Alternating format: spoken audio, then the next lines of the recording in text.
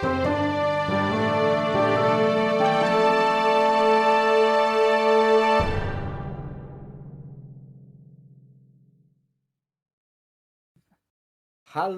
story seekers. We are still here with the wonderful, the charming, and the very Welsh Dan Hanley, and we are going to ask him questions. Dan, are you ready? Yeah, I think so. It doesn't matter if you're ready or not. We're going to ask you the questions anyway. It's such an aggressive line of questioning. It makes me uncomfortable, and I hear it every week. Oh yeah, I'm a dick. Yeah, in the pre-show, it's kind of like, don't worry, we'll ask you some questions. It's meant to be, provoking some discussion and things like that. Nothing to worry about. And then when the show starts, it's like, I'm going to ask you these questions. I want your brain to hurt a bit, but only at first. So, Dan, what's the first story you wrote which meant something to you? So, the story that I've currently got out, The Great Leap, was initially written and about 10 years ago when I went through a series of writing a bunch of stories. And this is the one that kind of really stuck with me. Originally, when I wrote it, I just did not execute it correctly. But I knew that there was something there that I wanted to kind of refine and work on. So I ended up taking it all down and having another stab at it from scratch. So yeah, it's just one of these stories that I've had in my head for a very long time, and I can't get it out of my head until I complete it. How much do you reckon of that first draft survived to where you are now? It was like just the skeleton, really, or more. Yeah, I mean the characters are pretty similar, but so there's 10 teenagers who get banished from their village, and over the course of the initial draft of this story that I done, you kind of didn't really get to know all 10 because you know within like essentially what is like just a normal novel length, not a Brandon Sanderson length book. That's a lot of characters to kind of really get to know. And if I'm telling like a really character-driven story as opposed to a event, activity, action-driven story, then you kind of really need to know the characters. Yeah. So in this version of it, I had the group basically split up, and the first book, The Great Leap, is actually about 4 of them. And it's very focused on those 4. So it meant that I was able to kind of spend a lot more time with the characters and flesh them out. So whereas before they were basically like cardboard cutouts, basic A character trait that each of them had. Now I've been able to kind of be a bit more 3-dimensional with each of them. And what do you reckon it is about this story that you just... what was the element of the story that you had to tell that you just couldn't stop until you got it out? Like even far back as like 10 years ago when you first started putting it together, like was it like a particular theme, or was it like an element to the plot, or like what was it that really meant something to you? Yeah, I don't know. I think it's almost like the place, the wildlands that I basically like constructed with this kind of mythical forest that surrounds their town. It just felt very real to me. This is kind of like one of these places where I used to go camping in the woods when I was a kid. With a bunch of us used to go up the mountains to go camping and things like that. And it's just kind of like there's something so eerie about being in this like really dark woods in the middle of the night where the only thing that's lighting the area around you is the fire. And really the fire only catches the first 2 rows of trees. Beyond that is just black. Yeah. There's something like really eerie about it. And I just kind of like, I just keep wanting to like create a place that I could go and visit, even if it's inhospitable. Yeah. Do you reckon that comes from a sense of being thrilled by the dark, or or like deliberately? I guess I'm trying to phrase this question right. Or is there a sort of like a primal enjoyment of being in somewhere so remote? Like is it scary thrill, or Reminds me of like a fog of war from games. So if you're on a nice open plain, yeah, you can see for miles. Like you know the lay of the land already. You know that there's a town just over there. You know there's a road veering off to the left. You know you've got these hills over here. You know there's a forest just to the side. Whereas if you're in the forest, you could take 2 steps to the side and there's like a verge that kind of drops, like a cliff that drops down to a mile or whatever, and then you could turn the other way, and then there's like a ruined fortress that is like being reclaimed by nature. There's no.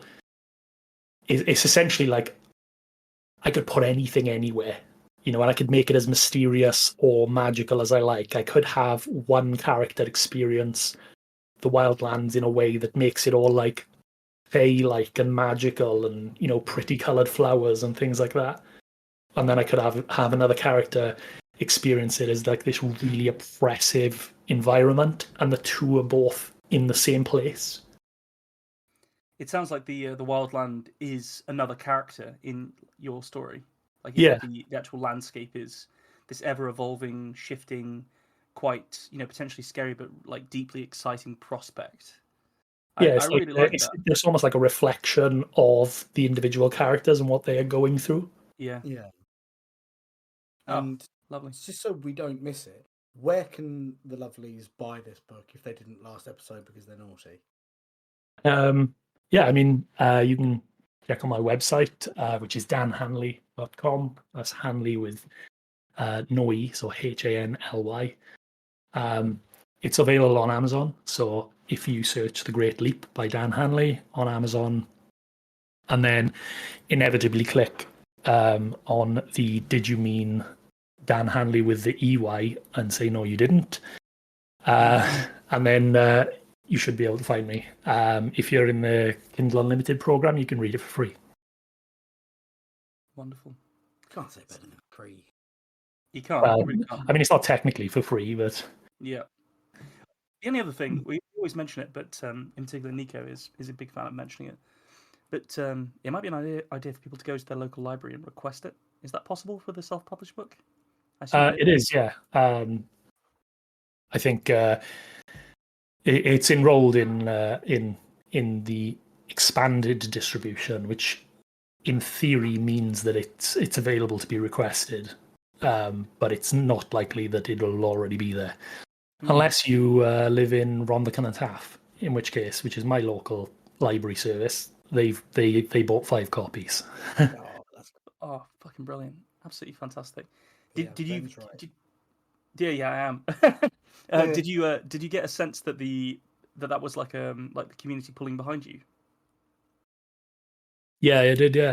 Yeah, and I posted it in my my local town chat as well when I was expecting to be like fobbed off, but actually like a bunch of people went to the library and picked it up. A bunch of people bought it. It was actually quite an interesting experience. It was not what I was expecting at all.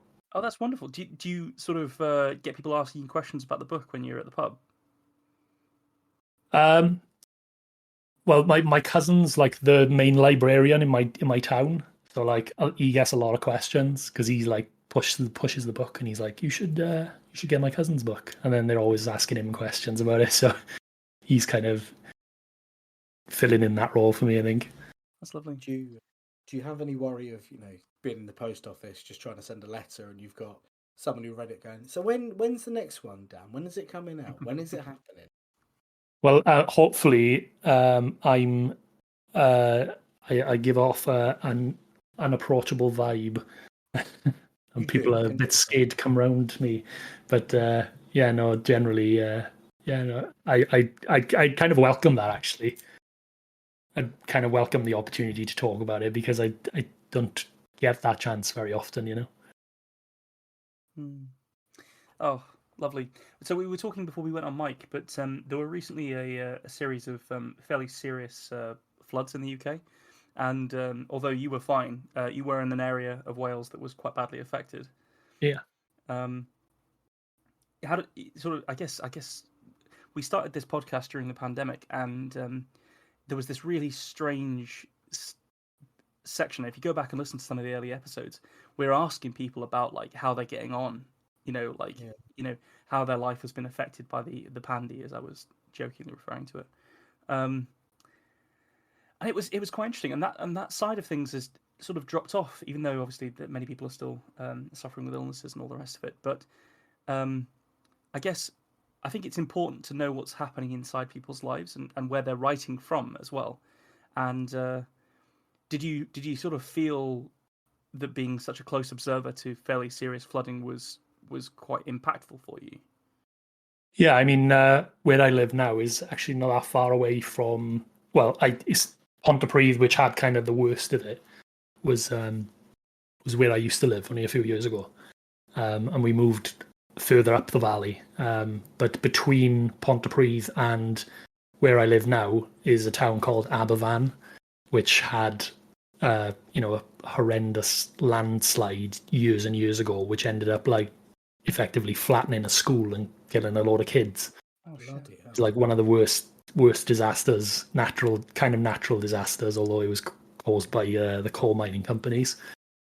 So it's kind of like tragedies and stuff is kind of like almost built into the DNA of the people who live in the valleys. Is kind of there's a certain part of we'll just taking it in your stride because it's just another thing that's going wrong. But if you look a little deeper, it's like you can just tell that the people are built different for a reason.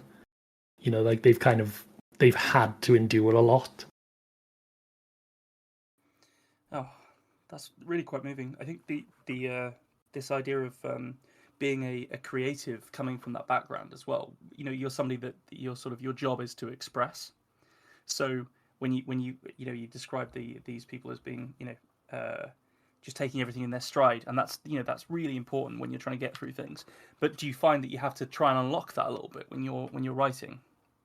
I find I actually gravitate towards it. Like if I see if I'm trying to write like a epic fantasy that's got all this action in there, I find that I will focus on the anxiety that somebody is feeling on the eve of a battle, and I'll write a lot about that, or I'll kind of write about the interactions between characters and how they're kind of bouncing off each other and playing off each other rather than the sort of grand action, because ultimately that's kind of what I know. And kind of seeing like I'm from like sort of the valleys where I'm from is quite a like an economically poor area, so like there's a lot of just seeing drug use and seeing like crime and burnt out cars and stuff.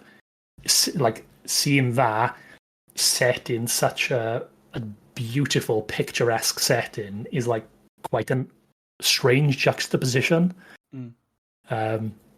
Like I used to go up the mountain, the Bulch mountain, which is not far from where I grew up, and we used to walk up the stony path to the top, and for some reason right at the top in this gorge there was always like a burnt out car. I'm like, I don't even know how the fuck it got up there.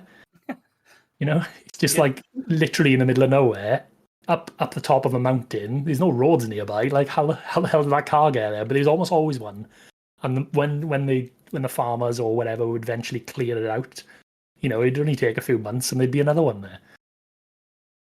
So it's kind of like it's almost like seeing the kind of like the dark side in amongst the beauty, is what I like to focus on. So even when I'm writing these big stories that are about big battles or whatever, I'll kind of always kind of focus on like the dark side of human nature and like what's like the struggles people are going through and the traumas that they're experiencing. Yeah.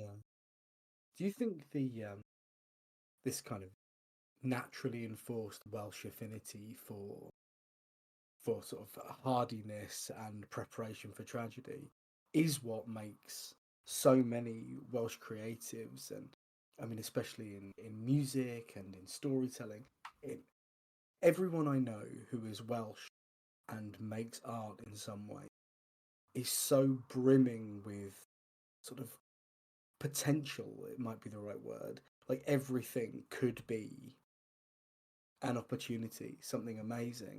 Do you think that's just part of the Welsh spirit, counterbalancing how dark it can be. There. Yeah, I think it's a combination of kind of Christianity and Catholicism kind of suppressing a lot of expression, and then you combine that with an area that's constantly under well, to a certain degree constantly under attack. You have with all the mines being closed in the 70s by Thatcher, and then you've got things like Aberfan happening, and then you've got regular like issues with like pulling money out of the valleys. Yeah, It's kind of like makes this kind of like we've got to express it somehow, otherwise we turn to crime, and it gets quite rough. So I think there's a lot of artistic expression, I think. Oh, I think that was a really well answered, a good answer to that question. Sorry, because I mean, as Nico may disagree with me here, but as a quite obviously an Englishman, we're obviously we have a shared identity in the sense of being British, but there are really large distinctions between the Welsh, the Irish, the Scottish, and the and even like the sort of like the Cornish and stuff like that, right? I mean, that's what actually what makes the country pretty unique in that respect, because the British identity, even though we are like I can tell somebody's accent is different from mine, even if they're from a town 10 minutes away. Whereas like if you go to overseas, like the accents they don't change as much. They obviously change. You can tell what region of people are from, but like not in such a short distance. And I think that tells you that there's like lots of like tiny little cultures that have developed almost independently of one another. Absolutely. I think just to step on this a second, Nick, before you can answer the next question. Ask the next question. Is just I think what I'm trying to say is that there are stereotypes about people, aren't there? And that idea of like all Welsh people being able to like sing and be creative is a stereotype. It's a very positive stereotype, but it's still a stereotype. And I think as an Englishman, I think that a part of that identity is like that is your area. Like I wouldn't even try and sing if I was in Wales or anything like that. It just wouldn't even occur to me. I'd be like, this is not my area. I probably wouldn't even try and tell stories if I was in like a local Welsh pub or anything. I think I'd just be like, let's hear what you guys have got to say, because this is the heartland of storytelling and song. One of the most Welsh experiences I've ever had was actually when I lived in Pontypridd.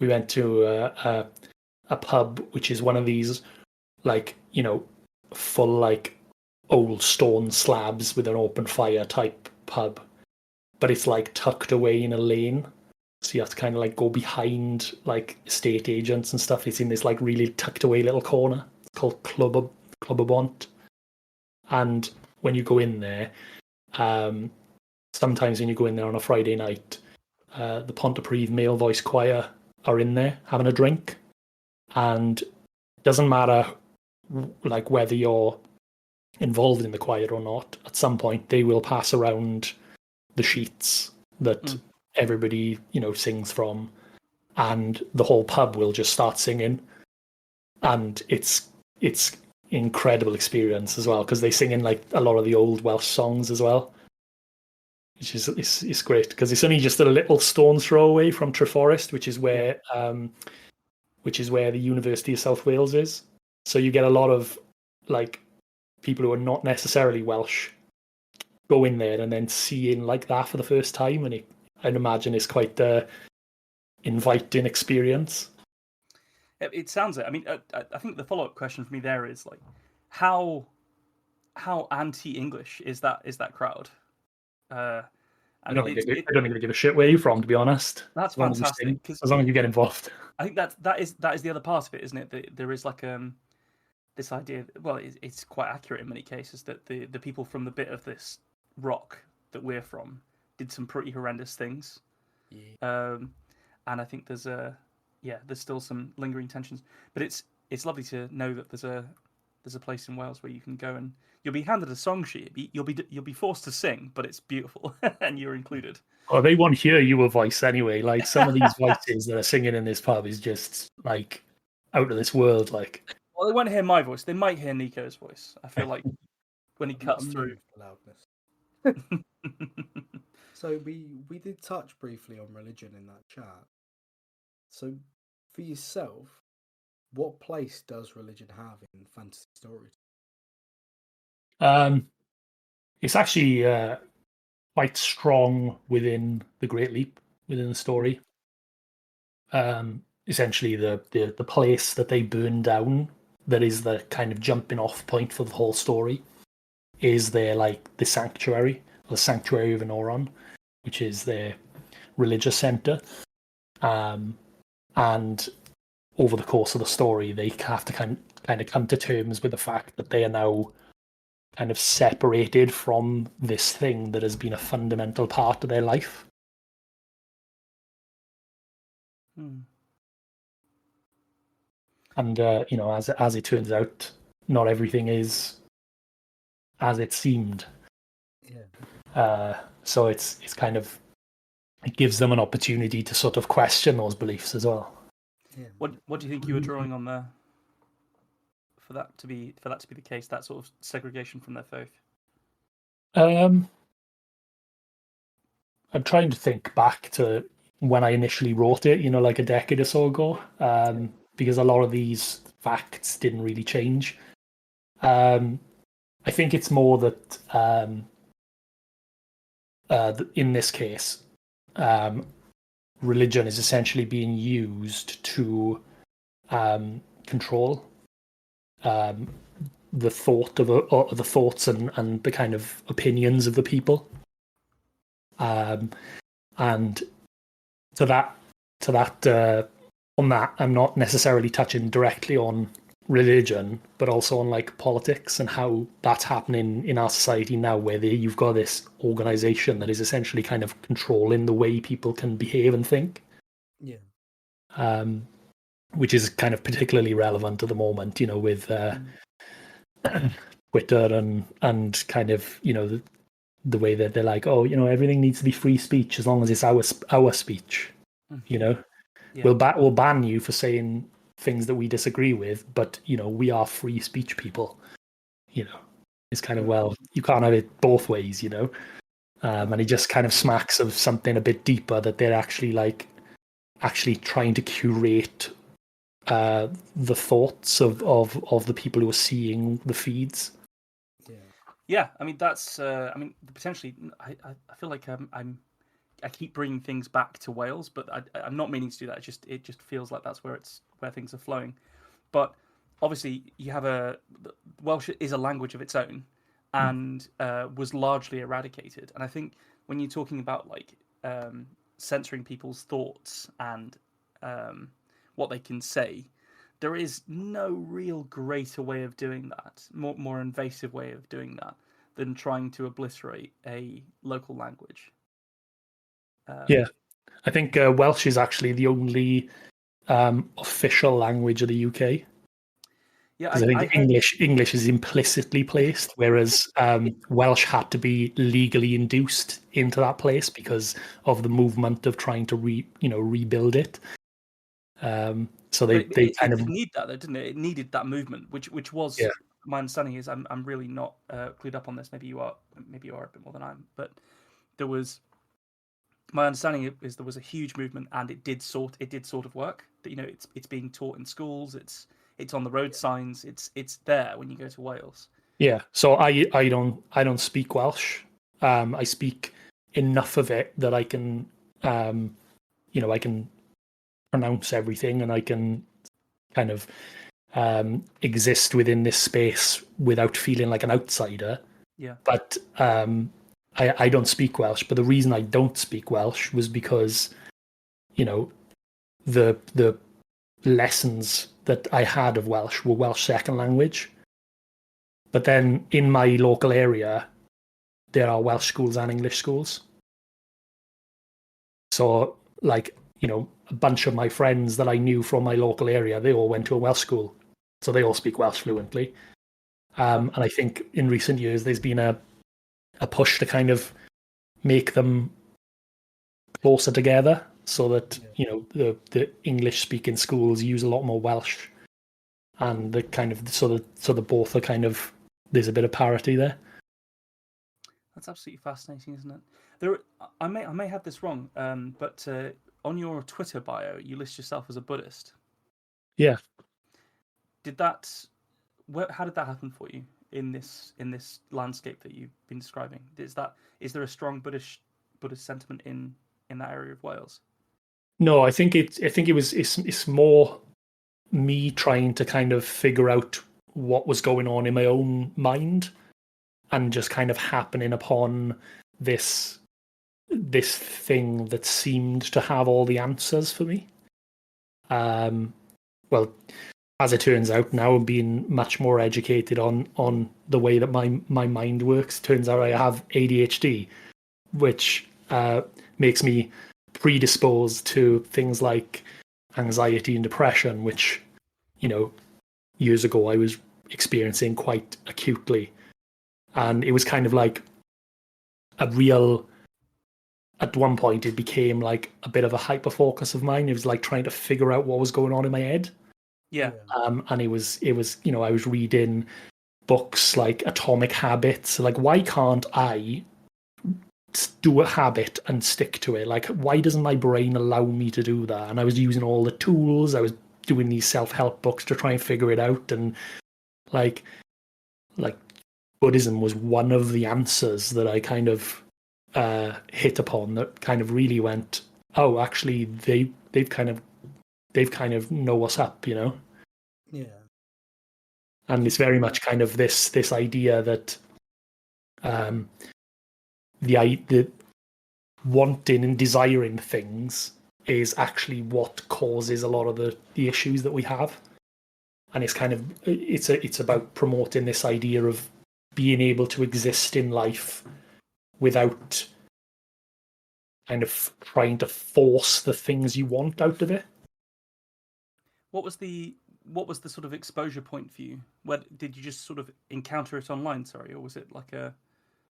Yeah, so I was doing a lot of exploration of, you know, what's going on in my mind, and I think there was a book that I hit upon. I think I was just reading articles online, and I found sort of mention, like, a lot of them kind of, when they're talking about matters of the mind, a lot of them will kind of mention Buddhism in passing. So I thought, oh, you know, let me explore that, and I ended up reading, I think it was called Introduction to Buddhism by Steve Hagen, I think it was. And I read it, and I was like, that makes so much sense. Because it wasn't, the book wasn't kind of layered in the kind of years of tradition and all that. It was actually just focusing on what's the actual core belief. You know, where does all this come from? And yeah, there's now, if you look at a lot of the Buddhist traditions, there's all this sort of like all this extra stuff that is piled onto it. But even with all that, if you kind of wade through the weeds a little bit, you kind of look at the core of it, and the core of it is these kind of Four Noble Truths, they're called, which is like all centered around desire and attachment to things, and how having those attachments, it actually causes issues. It causes us the issues that we experience. Do you think And I was like, no, that makes a lot of sense. Is there any? I'm trying to think of the right way to ask this, but you know, in the journey to getting your book physically published, does that give you any disconnect with feeling like you can be attached to your story once it's given physical form? Yeah, that's a really good point, actually. One of these things that is part of Buddhism is this concept of nirvana, or nibbana, depending on what tradition you're part of, and it's a state of being fully without attachment. Yeah. So unless you've experienced nirvana, everybody has attachments, and it's more about being aware of those attachments in the first instance. So it's not about becoming separate from them. The first step is being aware that those attachments are there. And I think having that extra awareness has kind of helped with self-publishing to a certain degree, because I know that when I put my story out there, because I don't have a big publishing house behind me, I know that, effectively somebody, like, nobody will read it, and I kind of need to be okay with that, because I've chosen this method of publishing. Yeah. So I can't be upset that nobody's reading it, but then also acknowledge that I'm the one that chose this particular mechanism of publishing. Because obviously, as a self-publishing person, I have to be every single role that exists within a publishing house. So cover art, marketing, like socials, everything, all that has to be me. And I'm not good at any of it.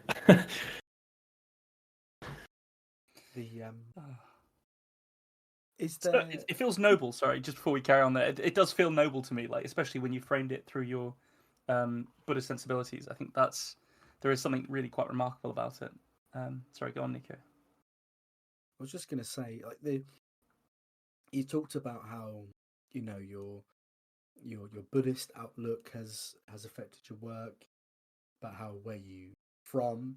But is there any one particular person that has been an inspiration in getting you to tell stories? I think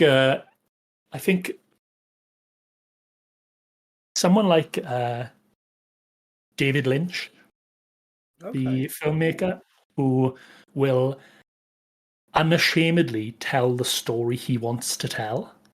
Yeah. Because I had this, as I was writing, I was like, what box does my book fit in? Because it's not traditional YA fantasy. It's not grimdark. It's like, wait, what box does this fit in? And then I got to this point where I was like, I need to adapt it to fit in a box. And then I was like, you know what? I don't think I do. I think I need to be true to the story I want to tell. And then if people find me, they'll find me. Maybe that's naive if I want to get to a point where I'm making money. But at the same time, I don't want to get to a point when I'm compromising. If you look at the Twin Peaks, the third season of Twin Peaks, the one that came out, I think it was 2018 or 2020 perhaps. No, 2018, something like that. And that was like 25 years since the original series of Twin Peaks aired. And the whole series is absolutely batshit. Like, you watch it and you're like, what was this guy smoking? And when it comes down to it, you're like, that series created and galvanized fans of that particular genre that he was creating. Like, he's the kind of originator for that style of filmmaking, and has now created this like community of obsessive fans around it. And at no point was he told that he couldn't do something or advised that he shouldn't. Because in the original series of Twin Peaks, in the second series, he was famously forced to reveal who the killer was midway through the second season by the networks. And it basically like absolutely tanked the popularity of the series the moment he revealed it. Oh, and he didn't want to reveal it. He was like, "This is the golden goose. Like, I want to keep people guessing. I want that mystery to be the underlying mystery of the whole series." And then the network stepped in and basically forced him to tell the story of who's the killer, basically. And it kind of ruined the whole series. So he did this big thing where he said, "If I'm ever going to bring it back, it's only going to be me that's telling the story." And Mark Frost is co-writer, and well, I think Mark Frost is the main writer, and David Lynch is the guy who turned that into a show, you know. But it's just the whole thing is shit. Absolutely, it sounds fucking fantastic. I've never actually seen Twin Peaks. It's a real hole in my sort of sci-fi alt resume. I think I've just never. It's got a real charm to it. Yeah, and it's really purposefully weird. Like, even you see elements of it in the original 2 series, but like in the 3rd series, it just goes ham. Like, there's like an entire episode which is like over an hour long, and the entire time you're just like, what the fuck am I watching? It's almost like an hour-long version of the Ring video, where it's just like a series of like weird like images, but like for some reason it makes sense in this world that he's created, you know. yeah. I mean, I have seen Mulholland Drive, which it fits a similar sort of vibe to the one that you're describing, because that's also Lynch, I think, as well, isn't it? Yeah. I think it's fascinating that you hold the Buddha in your left hand and David Lynch in your right when you go down to create your own stuff. That's such a unique perspective. I enjoy that a lot. So when you've written the first draft of your book, I'm aware that was a long time ago, but what was your editing process to get from that first draft that you were happy with, or not necessarily happy with, but the first draft that was a complete draft, to the finished product that you put out yourself? I don't have a method or mechanism that works for me. I just keep iterating until I get to a point where I'm like, this is complete. I don't have like traditional first draft and second draft, because I might be in the middle of writing the first draft and then I'll go and rewrite or refine one of the chapters I've already written. So I tend not to have like an ordered method of editing. This is probably like a full explanation of why I've got ADHD, but it's like so like super disorganized and kind of throwing shit at a wall and seeing what sticks, really.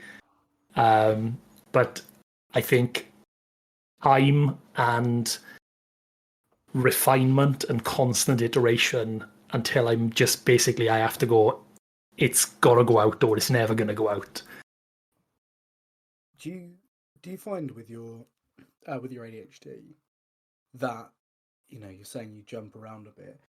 Are you ever desperately trying to get one bit done, but the hyper focus hits another chapter sort of somewhere else in the book, and you have to go and do it before you can carry on?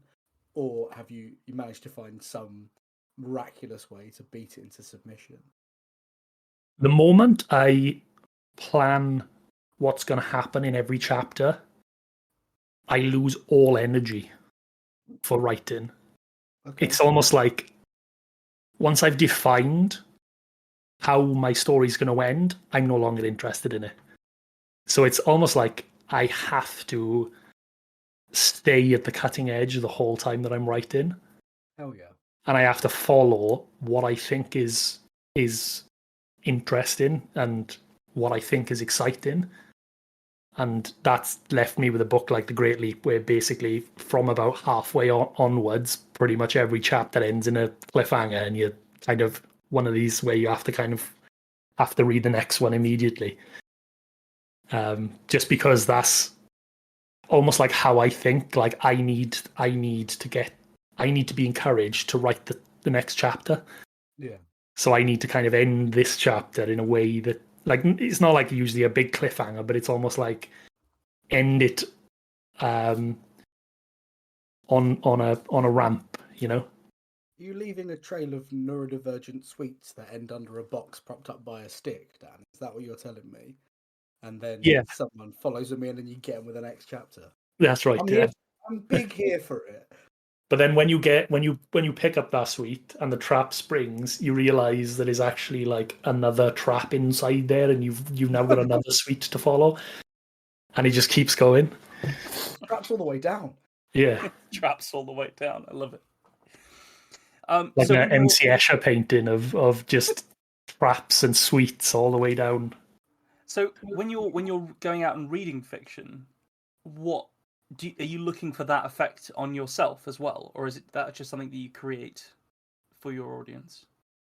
So when I'm reading, so my favorite book series is the Stormlight Archive, and that's really very much not that.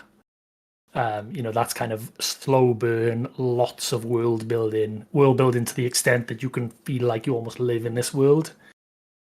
But if I look at the stories that I've kind of absolutely devoured quickly, be like it's called Dark Matter by Blake Crouch. I think. Hold on. Yeah, so Dark Matter by Blake Crouch. I remember reading that and I just absolutely devoured it. And I think it's because it's written in a sort of similar way that I would write. Yeah. Because it kind of like it leads you in from chapter to chapter really well. So that's where the comparison between our books ends. By the way, it's like it's very like his is very much like a sci-fi thing, but it's very much like it keeps you on rails and it takes you to the next chapter really really easily. Just because I'd love to know, do you find it easier to get engaged when it's a book that's chapter after chapter following? Just 1 second, guys. We're getting feedback from Dan's mic, I think, there. I will lean back a little bit. Do you find it easier to follow along, or not follow along, but get engaged by a book that's jumping between multiple characters? Or, because I know my wife is neurodivergent in the same way. She's ADHD, and she gets lost sometimes, when it swaps between characters. She finds it hard to slot back into the mindset. So where do you land on it? Do you want as many characters shoveled in as possible, or are you going to be far happier with a nice one person going through various horrific events all on their toes? Yeah, I mean, I think I can accept both, but I need to choose the mindset that will allow me to read a book like The Way of Kings, where it's multiple perspectives, and the multiple perspectives are in different cities, in different countries within this enormous world. It does take me that there's like an inertia of when I go from a Kaladin chapter to a Shallan chapter. There's an inertia that is like, right, now I kind of have to, that's usually a perspective shift in a chapter like that, especially if it's across a wide geographical place. That's the point where I'd be like, I'm done with reading for the night now. I'm gonna go to sleep. And then when I pick it up, I'm in Shallan's shoes then the next day, and I can read all of her perspective really well. But yeah, I think if there's a book which is like a single perspective, or perhaps a single series of events, even if they're different perspectives, if there's like a group of 4 people, for example, like in The Great Leap, there's a group of 4 people going through something, and it does jump around to the different perspectives, but they're all involved in the same kind of flow of events. You get like anchors, so like even though they're different people, that you're anchored by the place, right? Yeah. So like, you get different perspectives of the same series of events. That's fine. I think that the books that kind of I've really devoured quickly are the ones that are kind of single perspective. Like even actually most recently, it's Project Hail Mary. I read that, and that was, well, I listened to the audiobook, but I just couldn't put it down. Like I couldn't stop. I was like, next chapter, next chapter, next chapter. And I'm rarely like that. Did you I've got this weird habit. If I'm really enjoying an audiobook, and I want to know if other people do it or if I'm just a nutter, where I'll start sort of making up chores to do, or things I might need to go and get from the shop, so I can justify having the book on a bit longer. You know what? Do you know what I do that I've got into the habit of doing? Go on. Get on a really shit idle mobile game. You know, one of these like clicker games. Yeah. You just gotta like see number go up. And get one of them, but mute it. And then because it's the type of game that you can literally turn your mind off to play, like you can do this thing and fight all these battles and stuff by just clicking and upgrading your characters. all the while, your mind is actually in Roshar, seeing these battles and stuff like that. You know, that is a wonderful image. I'm just imagining sort of the. Stand down, troops, for I, the king, have 10,000 clicks. That's good. That means I get the next egg. Because I can't listen to an audiobook. There's two places I can listen to an audiobook. Either doing something like that or when I'm driving. Yeah. And I'll almost exclusively listen to audiobooks if I'm driving alone in the car. And then if I'm at a really good point in the book, I'm like, right, now I've got to get the game out. And when I sit on the sofa just playing this mindless idle game that has got absolutely no emotional connection to me whatsoever, but at the same time I'm listening because I can't just listen because then I'm like, well, what am I going to do with my hands? I do I don't know if either of you. I know Ben sometimes has occasion to get the bus. If you ever do, Dan, get a book with loads of characters on in your ears, because there is no sweeter delight than when an old lady on the bus is talking to another old lady on the bus and their mouths sync up with dialogue in your book. So, Conan the Barbarian comes out of an old lady's mouth as you stare wistfully across a bus. Everyone at home, try it. I want you all to experience it. So, Dan, say hypothetically, two writers are being held hostage by a powerful and capricious bibliomancer. This bibliomancer is hell-bent on getting the best possible novels for his magical library. What book would you recommend to that wizard to get him off our backs? I mean, hypothetically speaking. So the brief of get him off our backs is a bit of a clue for me there. I would go with Jerusalem by Alan Moore, because it's such a dense book. Yeah. And it's got so much character to it and so much life in those pages that he'd forget we exist by the time he finished it. I mean, it's also Alan Moore. Do we need to give the wizard an enormous sort of forearm-sized joint to go with it? Absolute chair leg, yeah. I that was one of these. That was one of the things I listened to on an audiobook, and like, I've got the hardback here as well because I love the book so much. But it's like there's certain chapters in there that is just, there's 90% of the book is better as an audiobook because the narrator is performing it so well. Yeah. And he like almost adds to it. But then there's like a 10% of the book where you're like, I literally have no idea what this guy's saying. Like, this chapter is just, it's not even I'm not even sure it's in English. Yeah. What I needed to have done is pause the audiobook there, got the hardback out, found the chapter, and then gone, right, now I need to follow along this chapter and make notes while I'm doing it. I think you're the first person to actually try and get us out of this indentured servitude to this bibliomancer, to Eusteris. I think that was actually really nice. Thank you so much. That you weren't just like, okay, what's the best book, or even like putting your own book in there. You were like, no, this one will give you a solid 3 days of reprieve, just because it's so big and so dense. Oh, can we find out what sleep's like, Ben? That sounds really good. Yeah, we could have a nap whilst he's reading Jerusalem. Oh my god. Also, Alan Moore is famously also a wizard, so maybe he'll rescue us. Oh, true. Oh, but is that sort of out of the frying pan into the fire kind of situation? I don't really want to be trapped in Alan Moore's basement. He might become allied with the bibliomancer. You're like, oh, he's a fan. I better stay on his good side, and then all of a sudden he's torturing you guys as well, on the veranda painting pictures of aliens that don't make it into the film version. Yeah.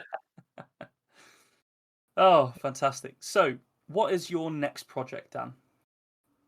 So my next project is the sequel to The Great Leap, which is book 2. So the way I worked out is I wanted to tell this particular story where all these groups of kids, teenagers, go through these sometimes horrific trials, and kind of be reborn like Phoenix from the ashes.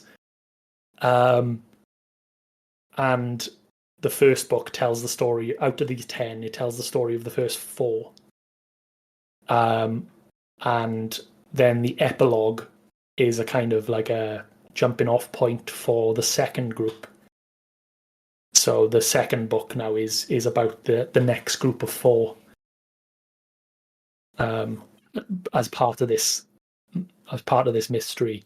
Although the second book, it's, I would say, about 60-70% of the way done so far. Exciting. It's altogether a much darker, more horrific story than the first one.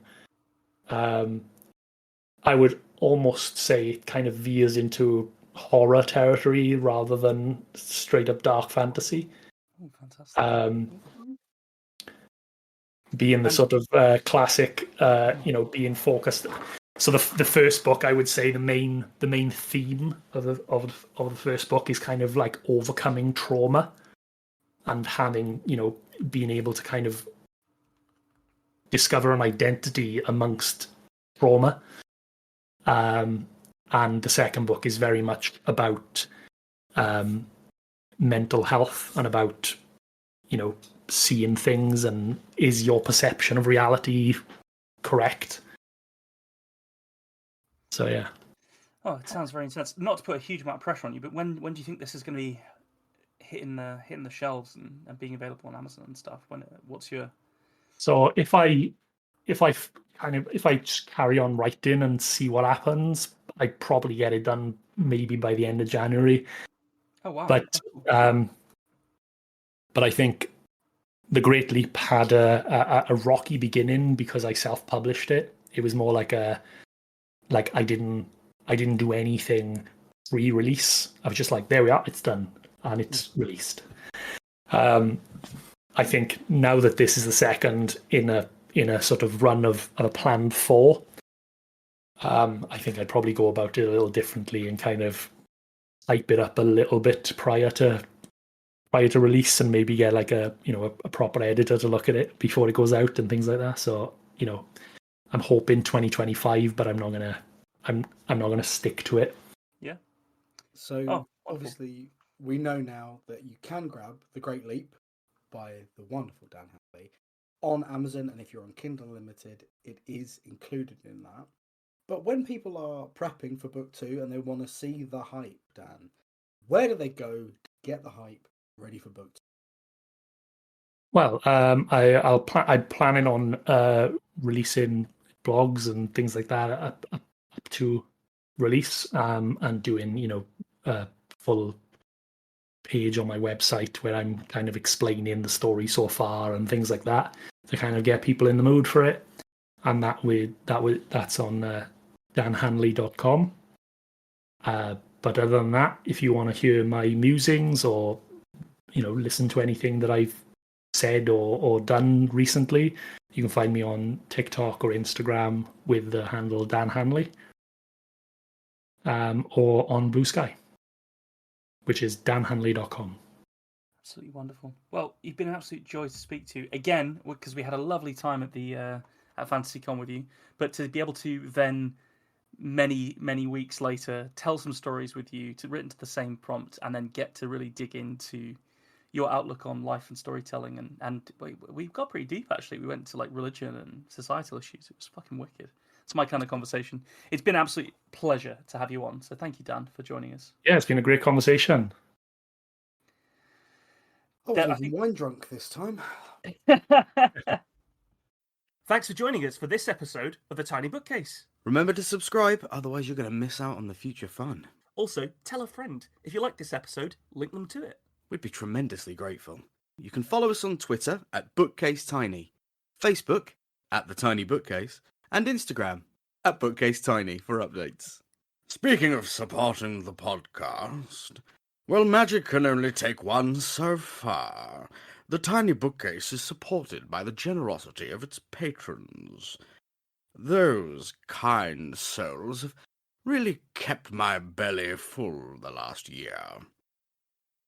Let's cast a spell for them, shall we?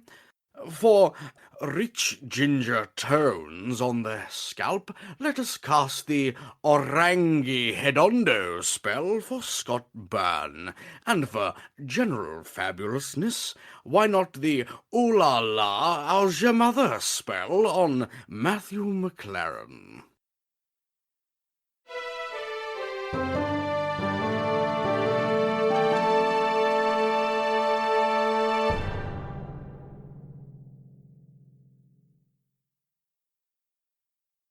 How do you come up with that shit, man?